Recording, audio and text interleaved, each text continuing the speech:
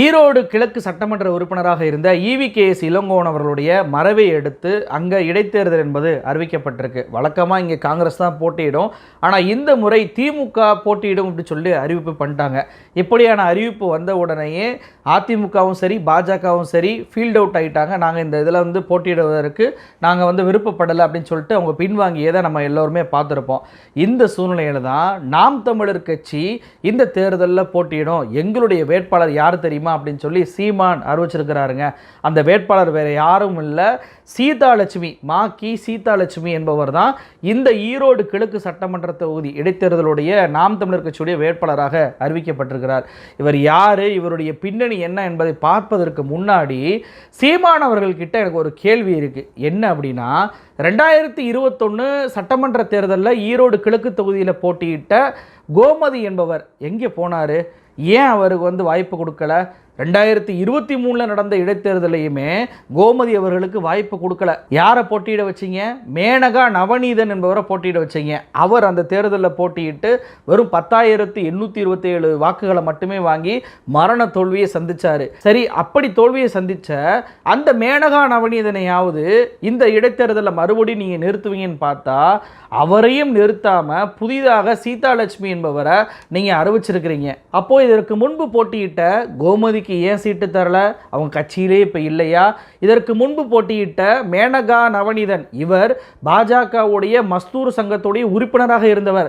இவருடைய கணவர் பார்த்தீங்க அப்படின்னா ஈரோடு தேர்தலில் பிஜேபி சார்பாக வென்ற சரஸ்வதி இருக்கிறாங்கல்ல, இந்த சரஸ்வதிக்கு தேர்தல் வேலை பார்த்தவர் தான் இவருடைய கணவர். இப்படிப்பட்ட பாஜக பின்புலம் உடையவர் என்று தெரிந்தும் கூட அவரை 2023 இடைத்தேர்தலில் போட்டியிட வச்சிங்கல்ல, ஏன் இந்த முறை அவருக்கு சீட்டு தரல? அவர் போட்டியிட விரும்பலன்னு சொல்லி விலகிட்டாரா, இல்லை உங்களுக்கு போட்டியிட ஆளே இல்லை என்பதற்காக சீதாலட்சுமி அறிவிச்சிருக்கீங்களா? நான் ஏன் போட்டியிட ஆளே இல்லையா அப்படின்னு சொல்லி கேட்குறேன். அப்படின்னா இப்போ அறிவிச்சிருக்கிறாங்கல்ல இந்த சீதாலட்சுமி அப்படின்ற வேட்பாளர், இவர் யாருன்னு சொல்லி இவருடைய ட்விட்டர் பக்கத்துக்கு போய் பார்த்தோம் அப்படின்னா 2026 சட்டமன்ற தேர்தலில் கோபிச்செட்டிப்பாளையம் தொகுதியோட வேட்பாளரே நான் தான், எனக்கு கோபிச்செட்டிப்பாளையத்துடைய மக்கள் ஓட்டு போடுங்க அப்படின்னு சொல்லி வீடியோ பிரச்சாரையும் பேம்லெட் பிரச்சாரத்தையும் இவர் பண்ணிக்கிட்டு இருக்காருங்க. நாம் தமிழர் கட்சி கோபி தொகுதி உறவுகள் அனைவருக்கும் வணக்கம். சட்டமன்ற தேர்தல் 2026 படைப்போம் புதிய அரசியல் வரலாறு. கெஞ்சுவதில்லை பிறர்வால், அவர் செய் கேட்டினுக்கும் அஞ்சுவதில்லை. மக்கள் நாம் தமிழரை தேடி வாக்களிக்க தொடங்கிவிட்டார்கள். மக்களிடத்தில் நாம் செல்வோம். கோபி தொகுதியில் வாக்குச்சாவடிகள் 296. அண்ணன் செந்தமிழன் சீமான் அவர்களின் அறிவுறுத்தலின்படி ஒரு வாக்ககத்திற்கு 10 பொறுப்பாளர்கள் என கிளைகளை வலிமையாக கட்டமைப்போம். தமிழ் தேசிய இன விடுதலைக்கான களமாக கோபி தொகுதியை மாற்றி 2026 நாம் தமிழரின் வெற்றியை உறுதி செய்வோம். நான் என்ன கேட்கிறேன் அப்படின்னா, 2026 தேர்தலுக்கு இன்னும் ஒரு வருஷம் இருக்கு. ஒரு வருஷத்துக்கு அப்புறம் அந்த தேர்தல் அறிவிக்கப்பட்ட பின்பு அங்கே விருப்ப மனு வாங்குவாங்க. விருப்ப மனு வாங்கி அதன் பின்பு நேர்காணல் அந்த கட்சியுடைய தலைமை நடத்தும். அதன் பின்பு தான் வேட்பாளர் யாருன்னு சொல்லி அறிவிப்பாங்க. சாதாரண சின்ன கட்சிகளில் கூட இருக்கக்கூடிய நடைமுறை இதுதான். ஆனால் இந்த கரகாட்ட கோஷ்டியை நீங்கள் பாருங்கள். இந்த கரகாட்ட கோஷ்டி 2026 சட்டமன்ற தேர்தலுக்கு நான் தான் வேட்பாளர் அப்படின்னு சொல்லி இப்போவே ஒருத்தர் பிரச்சாரம் பண்ணிக்கிட்டு இருக்கிறாரு. அப்படி வேற ஒரு தொகுதியில் நான் போட்டியிட போகிறேன் அப்படின்னு சொல்லி பிரச்சாரம் பண்ணவரை இவங்க அப்படியே கூட்டிகிட்டு வந்து, ஏமா ஒரு வருஷம் இருக்குமா அதுக்குள்ளே இங்கே ஒரு தொகுதியில் தேர்தல் வருது, யாரும் போட்டியிட வரமாட்டாங்க, யாரும் செலவு பண்ண தயங்குறாங்க, அதனால் வாங்க ஃப்ரீயாக தானே இருக்கீங்க, ஒரு வருஷத்துக்கு முன்னாடி இந்த தேர்தலையும் நீங்கள் ஒரு போட்டியிட்டு போங்க அப்படின்னு சொல்லி கோபிச்செட்டிப்பாளையத்தில் போட்டியிடுவதாக அறிவித்த சீதாலட்சுமியை வற்புறுத்தி ஈரோடு கிழக்கு இடைத்தேர்தலில் அறிவிச்சிருக்கிறாரு இந்த சீமான். ஒரு போட்டோவை காமிக்கிறேன் பாருங்க. இது மேனகா நவநீதன் 2023 இடைத்தேர்தலில் வேட்புமனு தாக்கல் பண்ணும்போது எடுக்கப்பட்ட புகைப்படம். இந்த புகைப்படத்தில் மேனகா நவநீதன் இப்போ போட்டியிடலையா, அவர் பக்கத்தில் இருக்கக்கூடிய ஜெகதீச பாண்டியன், இவர் தான் இப்போ பெரியாரை பற்றி ஏன் தப்பாக பேசுகிறீங்க, நீங்கள் பாஜக கைக்கூலியாக மாறிடாதீங்க அப்படின்னு சொல்லிட்டு அறிக்கையை விட்டுருக்கிறார்ல, அதற்கு பக்கத்தில் இருக்கார் தெரியுமா சீதாலட்சுமி, அவர் தான் இப்போது அறிவிக்கப்பட்ட வேட்பாளர். அப்போது இங்கே ஜெகதீச பாண்டியனும் ஜெகா வாங்கிட்டாரு, மேனகா காந்தி ஜெகா வாங்கிட்டாரு. வேறு வழி இல்லாமல் மீதம் இருக்கக்கூடிய சீதாலட்சுமியை போட்டு ஃபில் பண்ணியிருக்கிறாரு இந்த சீமான். இதில் ஒரு கொடுமை என்ன தெரியுமா, இதே சீதாலட்சுமி தான் திருப்பூர் பாராளுமன்ற தொகுதிக்கும் போட்டியிட்டாருங்க. அங்கேயும் இவர் போட்டியிட்டு தோல்வி தான் அடைஞ்சார். இப்படி திருப்பூர் தொகுதியுடைய ரிசல்ட் வருது தெரியுமா? வந்த உடனே பார்த்தீங்க அப்படின்னா 2026 கோபிச்செட்டிப்பாளையத்துடைய வேட்பாளரே நான் தான் அப்படின்னு சொல்லி எப்போ ஜூன் மாதத்திலிருந்தே இவர் தன்னை வேட்பாளராக அறிவிச்சிருக்கிறாரு. இப்போ சமீபத்திய அக்டோபர் 2024 வரைக்கும் கூட நான் தான் கோபிச்செட்டிப்பாளையத்துடைய 2026 வேட்பாளர் அப்படின்னு சொல்லி இவர் பேசின வீடியோக்களை நம்மளால பார்க்க முடியுது. அப்போ பெரியாரை அவமதித்து விட்டு ஈரோட்டில் மிக துணிச்சலாக நம்மளால ஜெயிக்க முடியாது, நிற்கவே முடியாது, ஏற்கனவே பெரியாரிஸ்டுகள் நீங்க ஆதாரத்தை கொடுங்க அப்படின்னு சொல்லி எல்லா இடத்துக்கும் நாங்கள் வருவோம்னு சொல்லி அறிவிச்சிருக்கிறாங்க. சொன்ன மாதிரியே சீமானுடைய வீட்டுக்கெல்லாம் போய் முற்றுகையிட்டாங்க. நாளைக்கு தேர்தல் பிரச்சாரம் பண்ண போற இடத்துலையும் அவங்க வந்துட்டு நம்மகிட்ட ஆதாரம் கேட்டால் என்ன செய்வது? சீமான் பேசிட்டு போயிடுவார், ஆனால் நாம மாட்டிக்கிறோம்னு சொல்லி பயந்துதான் ஒரு வேட்பாளர் கூட இந்த தொகுதியில் போட்டியிட விருப்பப்படவில்லை. அதனால தான் கோபிச்செட்டிப்பாளையத்தில் இருக்கக்கூடிய வேட்பாளரை தூக்கிட்டு வந்து இந்த தொகுதிக்கு போட்டியிட வச்சிருக்கிறாரு நம்ம சீமான். சரி, இவங்களாவது மிகப்பெரிய வேட்பாளரான்னு பார்த்தா அதுவும் கிடையாது. 2021 சட்டமன்ற தேர்தலில் கோபிச்செட்டிப்பாளையத்தில் இவங்க போட்டியிட்டு வெறுமன 11,719 வாக்குகள் பெற்று மரண தோல்வியை சந்திச்சவர் தான் இவரும். 2016 தேர்தலாக இருக்கட்டும், 2019 தேர்தலாக இருக்கட்டும், 2021 தேர்தலாக இருக்கட்டும், 2024 தேர்தலாக இருக்கட்டும், இப்போ 2025 தேர்தலாக இருக்கட்டும், இப்படி போட்டியிடக்கூடிய எல்லா தேர்தலையுமே போட்டியிட்டு அங்க மரண தோல்வியை சந்திச்சவர் தான் இந்த சீதாலட்சுமி. சீட்டு திரும்ப திரும்ப சீதாலட்சுமி கொடுக்குறேன்னு நினைக்காதீங்க, இந்த வாட்டி அவளுக்கு தான் கொடுப்பேன், போட்டுருங்க ஓட்டு.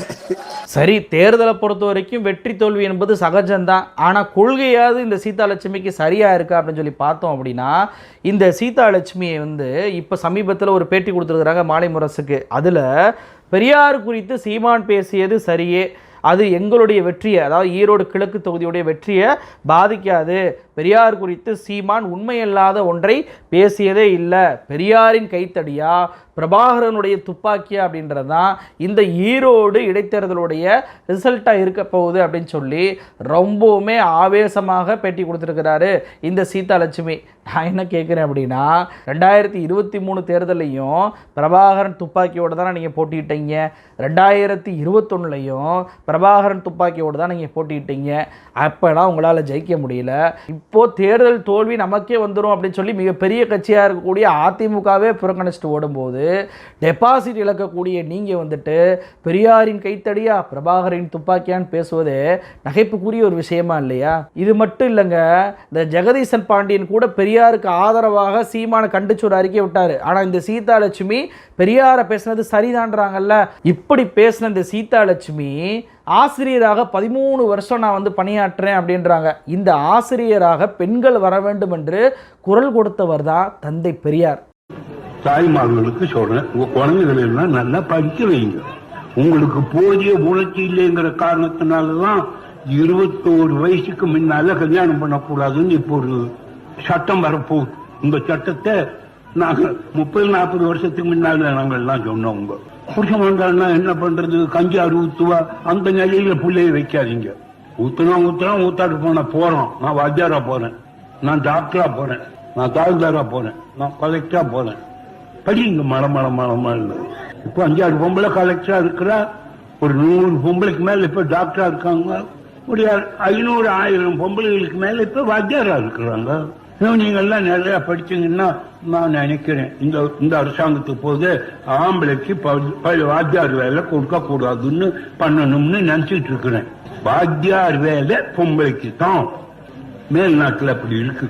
அப்போ இங்கே ஆசிரியர் தொழிலுக்கு பெண்கள் மட்டும்தான் வரணும், ஆண்களே வரக்கூடாது அப்படின்னு சொல்லி இதே சீதாலட்சுமி போன்றவர்களுக்காக குரல் கொடுத்த அதே பெரியாரை சீமான் பேசியது சரிதான் அப்படின்னு சொல்லி மிக கொச்சையாக சீதாலட்சுமியை ஏற்றுக்கொள்வது இவருடைய தராதரத்தை காட்டுது.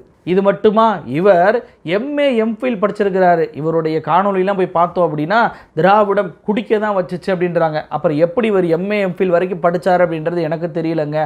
அது போக இவர் படித்த காலேஜ் என்னன்னு பார்த்தோம் அப்படின்னா Gobi arts and science college. இந்த காலேஜை துவங்கினது யார் தெரியுமா? 1968 பேரறிஞர் அண்ணாவால் துவக்கப்பட்ட கல்லூரி தான் இந்த கல்லூரி, Gobi arts and science college. இந்த காலேஜில் தான் இந்த சீதாலட்சுமி இன்னைக்கு பெரியாரை சீமான் பேசியது சரிதான், திராவிடம் குடிக்க தான் வச்சுச்சுன்னு சொன்னாங்கல்ல அந்த சீதாலட்சுமி, அவங்க படித்த அதே கல்லூரி பேரறிஞர் அண்ணாவால் துவக்கப்பட்ட கல்லூரி அப்படின்றதையும் இங்கே கவனிக்க வேண்டிய ஒரு விஷயமா இருக்குது. அப்போது இங்கே பெரியாரால் திராவிடத்தால் எல்லாத்தையும் அனுபவிச்சுட்டு நாங்கள் எதுவுமே அனுபவிக்கலை அப்படின்னு சொல்லி அந்த தலைவர்களை கொச்சைப்படுத்தக்கூடிய மனநிலையில் தான் இந்த சீதாலட்சுமி இன்று வரைக்கும் இருக்கிறார். நீங்கள் தப்பு பண்ணிட்டீங்க சீதாலட்சுமி, நீங்கள் ஆவேசமாக நமக்கு ஒரு வாய்ப்பு கிடைக்குதே, நம்ம எவ்வளோ தேர்தலில் போட்டிக்கிறோன்னு சொல்லிட்டு வந்துட்டீங்க, எப்படி எல்லா கட்சியும் வெளியேறிட்டாங்க, திமுக விசஸ் நாத்தாக்கா அப்படின்னு சொல்லிட்டு நமக்கு மீடியா ஃபோக்கஸ்லாம் கிடைக்கும் அப்படின்னு சொல்லிட்டு நம்பி நீங்கள் வந்திருக்கீங்க தெரியுமா. ஆனால் தேர்தல் களத்தில் நீங்கள் சந்திக்க போவது மிகப்பெரிய தலைவலியாக உங்களுக்கே மாறப்போகுது. ஈரோட்டு மக்கள் தந்தை பெரியாரை இழிவுபடுத்திய சீமானை கண்டிப்பாக கேள்வி தான் கேட்பாங்க. நீங்கள் போகக்கூடிய எல்லா பகுதியிலையுமே இதே கேள்வி உங்களையும் நோக்கி தான் வரப்போகுது. அப்பையும் சீமான் பேசுறது சரிதான் சொல்லி நீங்கள் கிரவுண்டில் சொல்லி பாருங்கள், என்ன நடக்குது அப்படின்னு சொல்லி ஈரோட்டு மக்களே உங்களுக்கு வாக்குகளாக பதிலை கொடுக்க தான் போகிறாங்க. ஏற்கனவே விஜயால் சீமானுடைய கட்சி பிட்டு பிட்டாக உடஞ்சி போய்கிட்டு இருக்கு. இப்போ பெரியாரை தேவையில்லாமல் சீண்டதுனாலையும் ஜெகதீச பாண்டியன்லேருந்து பலருமே இப்போ சீமான் கட்சியிலேருந்து வெளியேறிக்கிட்டு இருக்கிறாங்க. வேட்பாளரை கூட அறிவிக்க ஆள் இல்லாத ஒரு நிலைமை சீமானுக்கு வந்திருக்கு. 2021 தேர்தலில் போட்டியிட்ட வேட்பாளரையும் காணா, 2023 தேர்தலையும் போட்டியிட்ட வேட்பாளரையும் காணா, 2026 வேற ஒரு தொகுதிக்கு போட்டியிடக்கூடிய வேட்பாளர் வர வேண்டிய சூழ்நிலை என்பது சீமானுக்கு வந்திருப்பதிலிருந்தே சீமானுடைய கட்சி காலியாகி கொண்டிருக்கிறது. அதனால தான் தன்னுடைய திரள் நிதியை ஈழத்தை வைத்து நிரப்புவதற்கு பதிலாக நாக்பூரை வைத்து நிரப்பக்கூடிய நிலைக்கு சீமான் அவர்கள் தள்ளப்பட்டிருக்கிறாரு. இப்படி தள்ளப்பட்ட இந்த சீமானுக்கு ஈரோடு கிழக்கு இடைத்தேர்தலுடைய வாக்குகளே பெரியாரை இனிமே நீ பேசுவியா, பெரியாரை பற்றி இனிமே தரந்தாழ்ந்து பொய்யை பரப்புவியா அப்படின்ற ஒரு பதிலடியாக இருக்கும் அப்படின்றது தான் எல்லோருடைய பார்வையாக இருக்குது. ஈரோடு கிழக்கு இடைத்தேர்தலுடைய வாக்காள பெருமக்களுக்கு நாம் சொல்லிக்கொள்வது என்ன அப்படின்னா, பெரியாரை சீண்டிய இந்த சங்கிக்கு, சீமான் என்ற சங்கிக்கு தகுந்த பாடத்தை நீங்கள் புகட்டணும். அது பெரியாரை இனி எவனும் இது போன்ற பொய்களை வைத்து அவதூறை பேசக்கூடாது என்ற ஒரு பாடமாக அமைய வேண்டும் என்பதுதான் எல்லோருடைய விருப்பமாகவும் கோரிக்கையாகவும் இருக்குது. நன்றி.